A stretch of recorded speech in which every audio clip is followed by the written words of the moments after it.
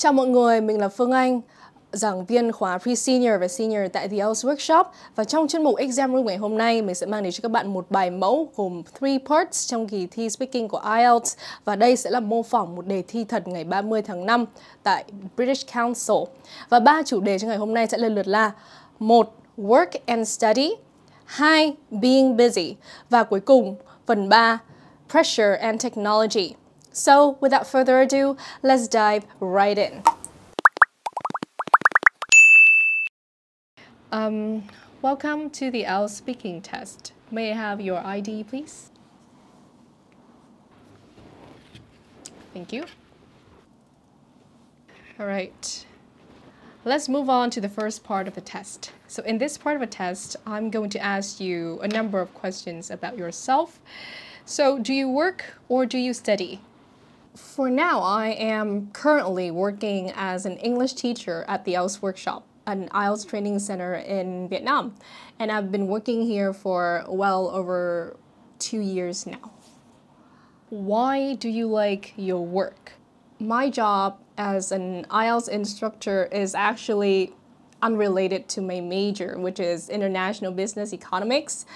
But even so, I've always felt that teaching is my calling, and I find joy in every little thing that I do at work, you know, from preparing lesson plans, marking my students' essays, to, you know, addressing their questions.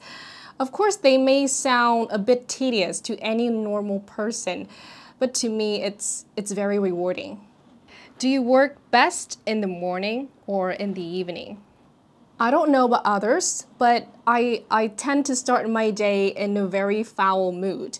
Working as a teacher means I'm on my laptop most of the time, and my eyes get tired easily when exposed to many light sources. I feel more in my element in the evening when the surroundings seems to get darker and the atmosphere is more, you know, relaxing. Okay, that is the end of part 1.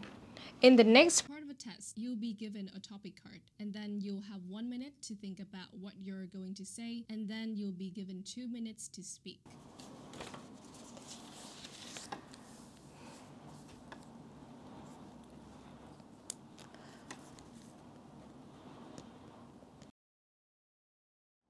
Okay, so first I have to confess that I procrastinate a lot.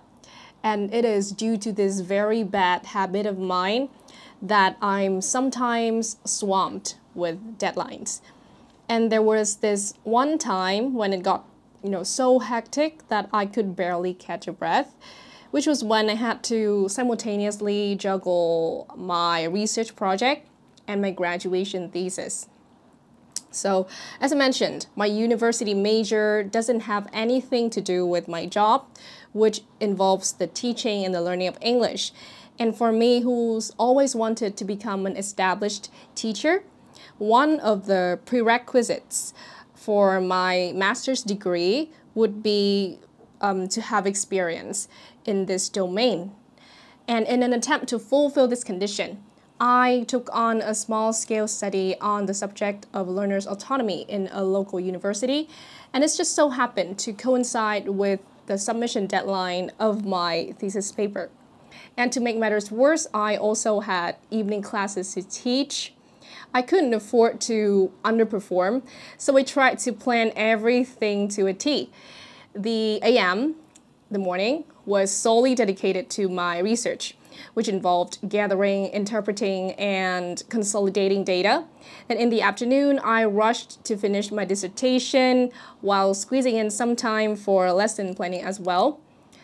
In the end, all of my efforts yielded wonderful results. I was ecstatic to find that both of my papers were published in, I think, 2 scientific journals, and I even got admitted into my dream university in the UK. Yeah. Okay, that is the end of part 2. In the next part of the test, we're going to discuss more about pressure and technology. So, does technology put more pressure on life? It's the opposite actually. Technology, in fact, takes away the more burdensome aspects of our day-to-day tasks. A good example is, let's see, meal prepping. In the past, it used to take a lot of time to put together a simple meal. These days, the advent of microwaves and air fryers affords people, the luxury of creating delicious dishes in a matter of minutes. So what can be concluded is that life has become much less stressful with the help of smart devices. All right, how important is it to get work-life balance? Well, this matter is a bit of a head-scratcher to me. Of course, it is ideal to reach a state of equilibrium where both are equally prioritized.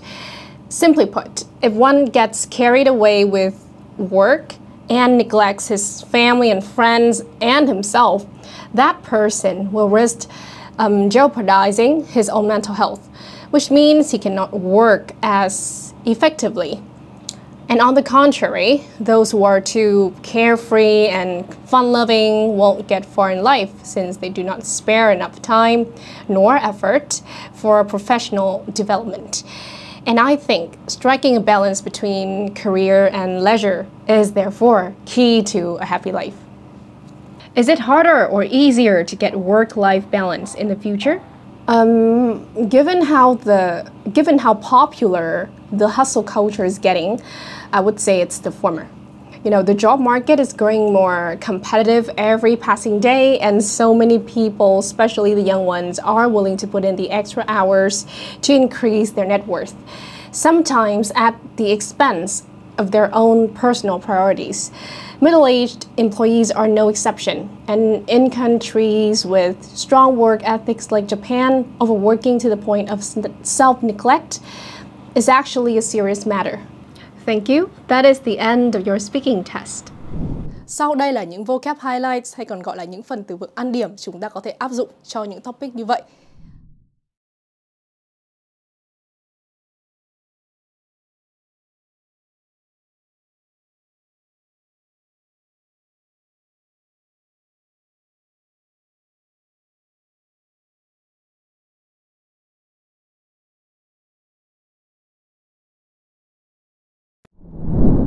Và trong năm 2022 này, hãy cùng The IELTS Workshop nhẹ nhàng cả nick IELTS. Một lần nữa, mình là Phương Anh, giáo viên tại The IELTS Workshop. Hẹn gặp các bạn trong các chuyên mục lần sau. Goodbye!